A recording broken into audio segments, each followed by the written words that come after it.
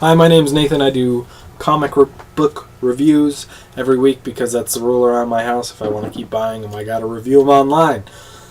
So this is the review of FF number 4, written by Jonathan Hickman and art by Barry Kitson. Yep. Color done by Paul Mounts and the lettering done by Clayton Cowles. And the cover artists are Daniel Acuna and Marco... I can't even say that last name. Djurjevic? Something like that. I think he did this one. He does all the painting ones usually. Maybe that's Acuna. Anyway, let's get into the story. So basically, Valeria, Reed and Sue's daughter, just came out with the fact that she accidentally brought some evil Reeds to their planet and got them stuck here.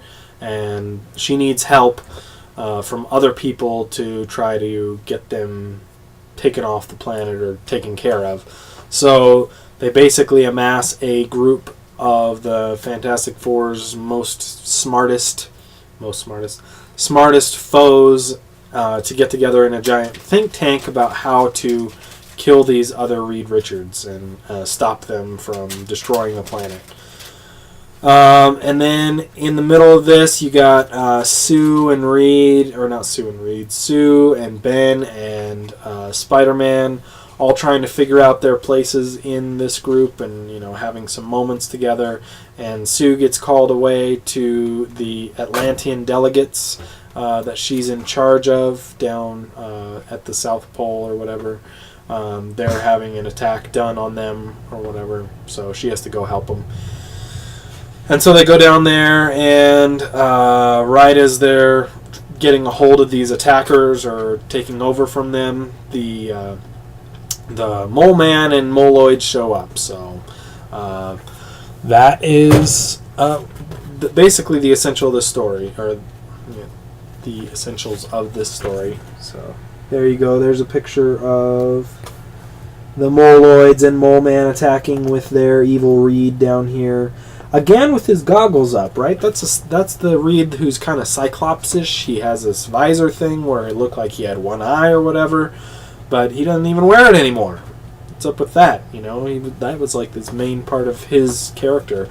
And I mentioned in the last review of FF number 3, number 3, that I was really disappointed that they only kept 3 Reeds who potentially look exactly like the Reed Richards that we all know and care about.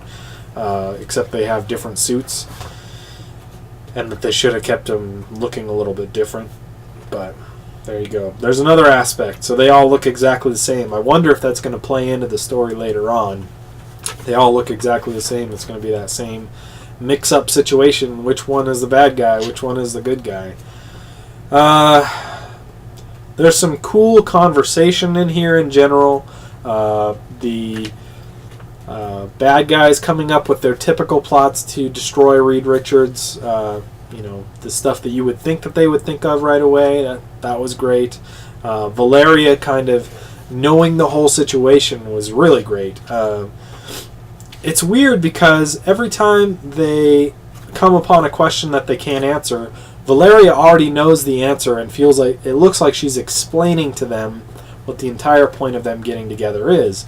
So if she knew exactly what needed to be done anyway, then why do they have this think tank where they're talking about it and getting everybody on the same page and trying to think of ways to get rid of these other Reeds?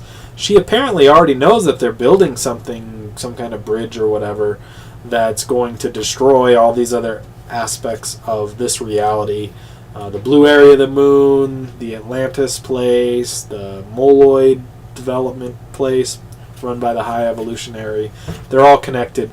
All the 4 cities that Hickman's been talking about for a long time now, all are kind of connected by these Reeds using it to make their way home or, destroying this universe to get back to theirs. And that's basically their mindset is the good of the many outweighs the good of the few, and so that makes them so evil. They don't even care about their families or whatever. They're just trying to get back to work, more or less. And Reed Richards makes that point too, that they really don't have the morals that he does. So They can't play by the same rules. The bad guys can't play by the same rules and expect to take them out.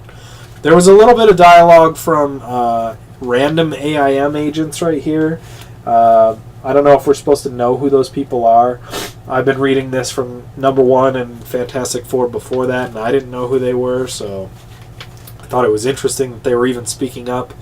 You basically have a room full of these, super smart bad guys, villains, like major villains, and at the same time, you got two buckethead guys speaking up. That's weird. Then you got some other stuff with other members of the team. Basically, Sue doesn't want to bother Reed and Valeria while they're in this meeting because obviously it's really important, so she goes down to, the South Pole with Spider-Man and Alex Power to try to take care of it herself. But then it turns out that they're going to get overwhelmed here. This is a really big... It felt like a big change in the art. Some of it felt really good, like you get some close-ups of Ben here in his face, and him leaning up against this door is really cool, where he's just expecting everything to go wrong about all those villains getting together. And then some of it is really weird. Check out this close-up of Sue's face here. Maybe because it was the last page of the book, that specific panel didn't get a lot of love. But, because you can tell Reed Richards over there, it looks fine. But this looks really weird with her eyes different size and all kinds of crazy stuff going on there. So I have to say that I didn't love this issue as much as I have loved the FF issues in the past. It's some more kind of setup as this whole thing goes, and some more interconnections between these different cities that are going to topple or whatever. But it just wasn't as interesting to me as the other stuff has been in the past. A little bit that's interesting is, you can see there, Spider-Man's suit is majorly black and less white now that they're in the South Pole. And potentially you would think that's because, to keep the heat in or whatever. And then they go into this shield and they're in water here and they all have little tiny masks. It seems kind of weird too. It also seems like their hair would look wet if they were underwater. But who knows? Apparently not. So art was a bit weird. Here's confirmation that Doctor Doom is wearing the colors of the FF. He's wearing like black and white instead of green, which I find to be really weird. I don't think, even if they did bring his brain back from, destruction or whatever, help him get back to where he was, I really don't think that he would go ahead and wear the team colors along with everybody else, but, who cares. There's also a big scene at the beginning where they talk about how Sue makes sandwiches for everybody and how Valeria is different. She makes a sandwich for Spider-Man, and then he asks her why she's not afraid of having all these villains in the house, and she says she's beat them all individually on her own, so why should she be afraid? I don't know. This issue's not so great for me. Maybe Mr. Kitson is just getting into it, and maybe ran out of time on this specific issue and had to press forward on others. I kind of hope that they go back to what they were doing last issue art-wise to continue on. And I kind of hope that we see more of the three Reeds working together and less of them independently and trying to bring in all these different groups at the same time. But it feels like it's going to amass in one big all-out brawl between all the people of the four cities and the three Reeds and all these bad guys and everybody on Future Foundation. And you're talking about a whole crap load of characters all involved in one big fight. That seems like the direction that it's going, though. There's my prediction. So it's pretty good. I'll give it a 3 out of 5. If the art had been better, I probably would have liked it more. But it really feels like it's just moving the story along. You're getting a lot of backstory as to what's going to happen or what the plan is. And that's a little boring. Needed, I'll give you, but a little boring altogether. So there you go. 3 out of 5. Average issue for a really above average series so far. So Who knows what the problem was, right? You just listen to it. So there you go.